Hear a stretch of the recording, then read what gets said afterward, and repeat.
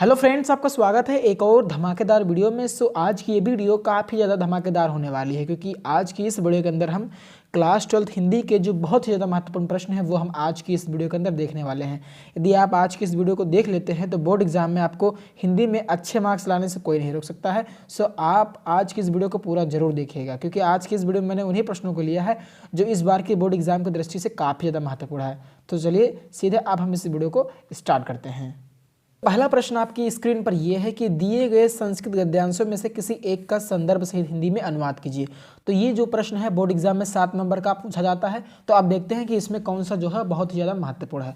तो जैसे कि एक हमारा जो गद्यांश है मैं आपको दिखा देता हूँ ये वाला। तो ये वाला जो गद्यांश है बोर्ड एग्जाम की दृष्टि से काफ़ी ज़्यादा महत्वपूर्ण है कि संस्कृत साहित्य सरसा व्याकरणज्य सुनिश्चितम तस्य गद्य पद्य च लालित्य भावबोध सामर्थ्यम। तो जो ये वाला जो गद्यांश है आपका संस्कृत का, ये बोर्ड एग्जाम की दृष्टि से काफ़ी ज़्यादा महत्वपूर्ण है।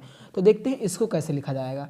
तो चलिए, तो इसमें पहले लिखना होगा संदर्भ सहित अनुवाद करना होगा। तो देखिए इस तरीके से आपको संदर्भ लिखना है कि प्रस्तुत गद्यांश हमारे पाठ्य पुस्तक के संस्कृत भाग में संकलित संस्कृत भाषाया महत्वम नामक पाठ से जो है संस्कृत भाषाया महत्वम नामक से अवतरित है। तो इस तरीके से आपको संदर्भ लिखना है और इस तरीके से आपको इसका अनुवाद लिखना है। देख लीजिए ये जो गद्यांश है ये बहुत ही ज़्यादा महत्वपूर्ण है बोर्ड एग्जाम की दृष्टि से। तो अनुवाद आपको ऐसे करना है जैसे इसमें लिखा है संस्कृत से साहित्य सरसा, यानी कि संस्कृत का साहित्य सरस है। और मैं आपको इसको पढ़ लेना है और इसको नोट कर लेना है। ये पूरा गद्यांश इसमें लिखा हुआ है तो इसको नोट कर लेना है। तो मैं अनुवाद कर रहा हूँ, आपको नोट कर लेना है। काफ़ी ज़्यादा महत्वपूर्ण गद्यांश है बोर्ड एग्जाम की दृष्टि से। तो इस तरीके से लिखना है कि संस्कृत का साहित्य सरस है और इसका व्याकरण सुनिश्चित है। उसके गद्य और पद्य में लालित्य यानी सौंदर्य भावों का बोध होता है। अधिक क्या चरित्र निर्माण की जैसी उत्तम प्रेरणा संस्कृत साहित्य देता है वैसी प्रेरणा अन्य साहित्य नहीं देता है। मूलभूत मानवीय गुणों जैसा विवेचन संस्कृत साहित्य में मिलता है वैसा अन्य कहीं नहीं है। तो इस तरीके से आपको क्या करना है, इसका अनुवाद करना है। तो ये वाला जो है बोर्ड एग्जाम की दृष्टि से काफ़ी ज़्यादा महत्वपूर्ण गद्यांश है। तो इसको आपको नोट कर लेना है कि संस्कृत का साहित्य सरस है, व्याकरण जो सुनिश्चितम यानी इसका जो व्याकरण है वो सुनिश्चित है। तो इस तरीके से आपको इसको नोट कर लेना है। ये काफ़ी ज़्यादा महत्वपूर्ण है ये वाला गद्यांश। तो इस गद्यांश को आपको नोट कर लेना है। चलिए आगे बढ़ते हैं। अगला जो कि बहुत ज़्यादा महत्वपूर्ण गद्यांश वो ये है कि धन्यो अयम भारत देशा यत्र शमूल्य सती ... करके लिखितानि संति। तो एक ये हो गया और एक ये हो गया, दो आपको और तैयार कर लेना, जिसमें से ये 3 मैंने गद्यांश आपको बताएं, जिसमें से जो ये वाला है संस्कृत साहित्य सरसा, संस्कृत साहित्य यानी संस्कृत का जो साहित्य है वो सरस है। तो ये वाला जो है बहुत ज़्यादा महत्वपूर्ण बोर्ड एग्जाम की दृष्टि से। तो इसको तो आपको जरूर से जरूर डन कर लेना है। तो ये था पहला प्रश्न। अब हम बढ़ते हैं दूसरे प्रश्न की ओर कि दूसरा कौन बहुत ही ज़्यादा महत्वपूर्ण प्रश्न है। और दूसरा प्रश्न आपकी स्क्रीन पर यह है कि दिए गए संस्कृत पद्यांशों या श्लोकों में से किसी एक का संदर्भ सहित जो है हिंदी में अनुवाद कीजिए। तो ये भी मैं आपको दिखा देता हूँ किस तरीके से प्रश्न पूछा जाता है और फिर मैं बताता हूँ कि इसमें कौन कौन से बहुत ही ज़्यादा महत्वपूर्ण जो है वो श्लोक हैं, पद्यांश से कौन कौन सा आपको तैयार करना है। तो आप ये देख सकते हैं, यहाँ पर मैं आपको दिखा रहा हूँ कि ये देखिए। तो इस तरीके से प्रश्न पूछा जाएगा कि दिए गए श्लोकों में से किसी एक का संदर्भ हिंदी में अनुवाद कीजिए। ये भी 7 नंबर का पूछा जाएगा। तो इसमें कौन कौन सा बहुत ही ज़्यादा महत्वपूर्ण है। तो जैसा कि ये हो गया सुखार्थिन कुतो विद्या कुतो विद्यार्थिन सुखम सुखार्थी व तेजेत विद्या विद्यार्थी व तेजेत सुखम। तो ये बहुत ही ज़्यादा महत्वपूर्ण है। तो इसको कैसे लिखना है आपको, देखिए सबसे पहले आपको हेडिंग डालनी है संदर्भ की। आपको रेड पेन का यूज नहीं करना, मैं इसलिए यूज कर लिया हूँ कि आपको थोड़ा सा स्पष्ट दिखाई दे, तो क्वालिटी में आपको दे पाऊँ इसलिए मैंने यहाँ पे रेड पेन का यूज किया, आपको नहीं यूज करना। तो यह श्लोक हमारी पाठ्य पुस्तक के संस्कृत भाग में संकलित सुभाषित रत्नानी नामक पाठ से अवतरित है। तो इस तरीके से आपको इसका जो है संदर्भ देना है, काफ़ी ज़्यादा महत्वपूर्ण है। और उसके बाद आपको अनुवाद लिखना है कि सुख चाहने वाले को विद्या कहाँ और विद्या चाहने वाले अर्थात विद्यार्थी को सुख कहाँ, इसलिए सुख की इच्छा करने वाले को विद्या प्राप्त करने की इच्छा त्याग देनी चाहिए। और उसके बाद में लिखना है कि आशय यह है कि विद्या बड़े कष्टों से प्राप्त होती है, इसलिए जो सुख की कामना करने वाले हैं उन्हें विद्यार्जन की आशा छोड़ देनी चाहिए और यदि विद्या अर्जित करना चाहते हैं तो सुख की इच्छा छोड़ देनी चाहिए। तो इस तरीके से तो ये वाला जो है सुखार्थिन कुतो विद्या कुतो विद्यार्थिन सुखम, ये बहुत ही ज़्यादा महत्वपूर्ण श्लोक है, आपको इसको तैयार कर लेना है। और दूसरा ये है कि परोक्षे कार्य हंतारा प्रत्यक्षे प्रिय वादनम वर्जेत्रादशम मित्र विषकुंभा पयोमुखम। तो ये भी बहुत ही ज़्यादा महत्वपूर्ण है। तो संदर्भ आपका वही रहेगा, ये सुभाषित रत्नानी से है, और बाकी आपको इसका अनुवाद कर देना है। जो पीछे काम बिगाड़ने वाला हो पर सामने मीठा बोलने वाला हो, ऐसे मित्र को उसी प्रकार छोड़ देना चाहिए, उसी प्रकार छोड़ देना चाहिए जिस प्रकार विष से भरे घड़े को जिसके ऊपरी भाग में दूध को छोड़ दिया जाता है। तो ये चीज़ आपको लिख देनी है। और तीसरा जो बहुत ही ज़्यादा महत्वपूर्ण है वो आपका है कि विद्या विवादाय धनम मदाय शक्ति परेशा परिपीडनाय खलस्य साधु विपरीत मेतज्ज्ञानाय धनाय च रक्षणाय। तो ये भी बहुत ज़्यादा महत्वपूर्ण है। तो संदर्भ आपका वही रहेगा और अनुवाद आपको ऐसे लिखना है। कैसे कि अनुवाद आपको लिखना है कि दुष्ट की विद्या विवाद के लिए, धन घमंड के लिए और शक्ति दूसरे को सताने के लिए होती है। और इसके विपरीत आपको लिखना है, इसके विपरीत साधु यानी सज्जन की जो विद्या होती है वो ज्ञान प्राप्ति के लिए, धन दान के लिए और शक्ति दूसरों की रक्षा के लिए होती है। तो ये विद्या विवादाय धनम मदाय शक्ति परेशा परिपीडना आपको ये तैयार कर लेना है, काफ़ी ज़्यादा महत्वपूर्ण है। तो ये भी बोर्ड एग्जाम की दृष्टि से काफ़ी ज़्यादा महत्वपूर्ण है। तो मैंने 3 बताए इसमें से, तो ये 3 बहुत ही ज़्यादा महत्वपूर्ण है बोर्ड एग्जाम की दृष्टि से। तो यदि आप इनको तैयार कर लेंगे तो यहाँ से आपके 7 नंबर बिल्कुल पक्के हो जाएंगे। सो आशा करता हूँ कि ये आपको बिल्कुल अच्छे से आ गया होगा। अब चलिए आगे बढ़ते हैं।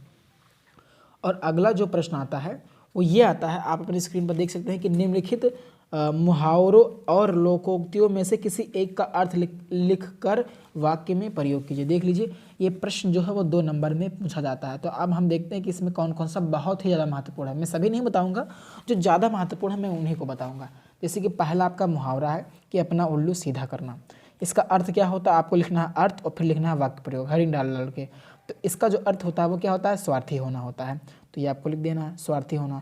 और वाक्य प्रयोग कैसे लिखना है, यानी वाक्य में यूज करिए इसको। तो आजकल नेता लोग ऊँट के लिए खुशामद करके अपना उल्लू सीधा करते हैं। तो ये इस तरीके से आपको यूज करना है। दूसरा जो बहुत ही ज़्यादा महत्वपूर्ण है, मैं उन्हीं को बताऊँगा जो बहुत ही ज़्यादा महत्वपूर्ण है।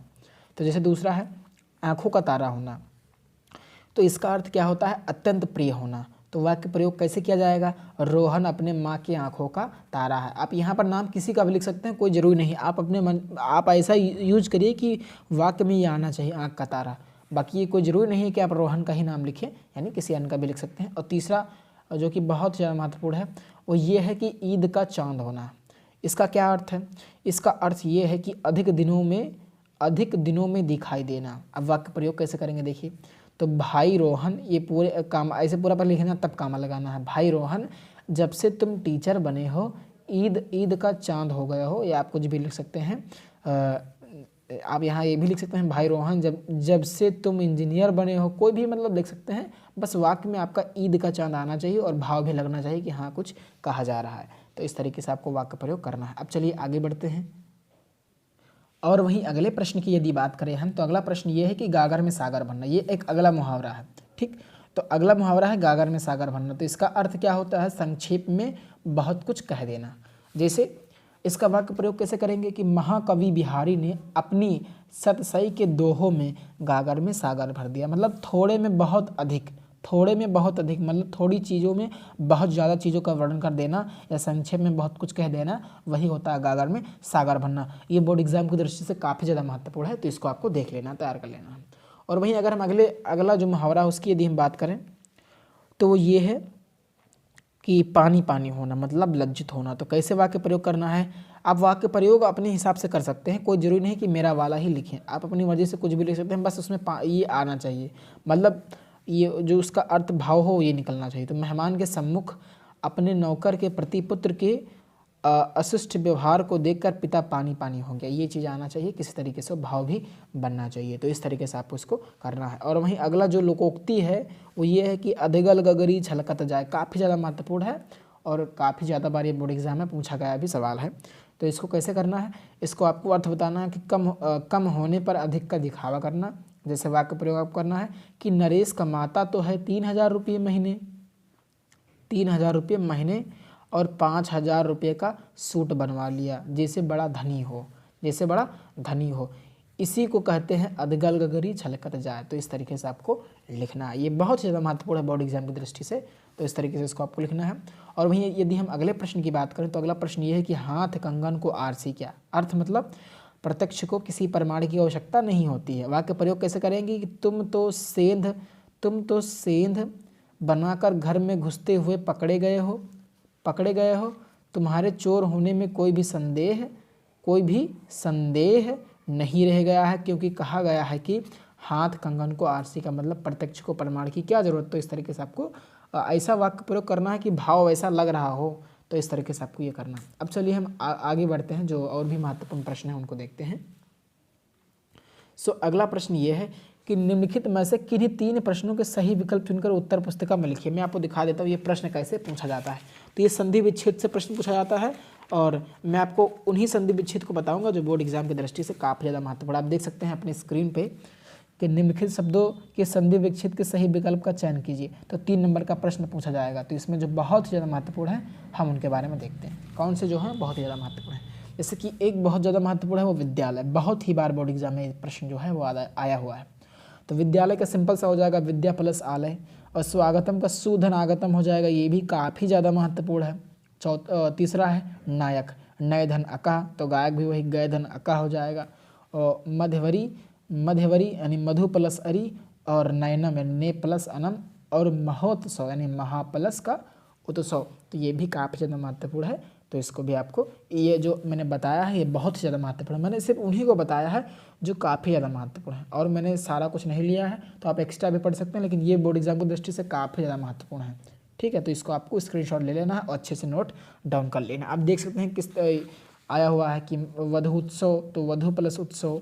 तो इस तरीके से 4 विकल्प में से आपको एक सही रहेगा, वो करना रहेगा। 3 आएंगे संधि विच्छेद, तो बहुत ज़्यादा महत्वपूर्ण है। नायक मैंने बताया, और ये बहुत ही बार रिपीट हुआ प्रश्न है, नय धन अका। ठीक है, तो आपको इसको नोट कर लेना है। तो इस तरीके से अब हम बढ़ते हैं अगले प्रश्न की ओर। तो अगला प्रश्न आपकी स्क्रीन पर यह है कि निम्नलिखित शब्दों की विभक्ति और वचन के सही विकल्प को चुनकर लिखिए। मैं आपको ये भी दिखा देता हूँ कि कितने मार्क्स में जो है पूछा जाता है। तो आप अपनी स्क्रीन पर देख सकते हैं कि आया हुआ कि निम्नलिखित शब्दों की विभक्ति और वचन के अनुसार सही चयन कीजिए। 2 नंबर का प्रश्न जो है पूछा जाएगा, यानी कौन सा विभक्ति और कौन सा वचन होगा ये आपको बताना होगा। चलिए, तो इसमें सबसे महत्वपूर्ण कौन सा है, आत्मने, ये बहुत ही ज़्यादा महत्वपूर्ण है।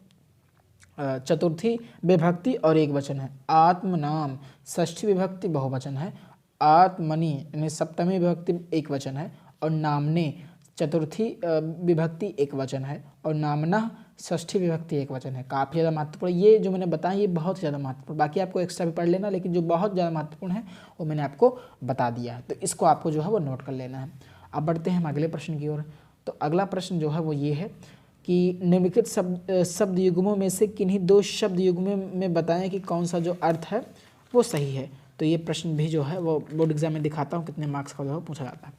अब देख सकते हैं कि निम्नलिखित शब्द युग्मों का सही अर्थ चयन करके लिखिए। 2 नंबर में प्रश्न जो है पूछा जाएगा। 2 क्वेश्चन आएंगे इसके।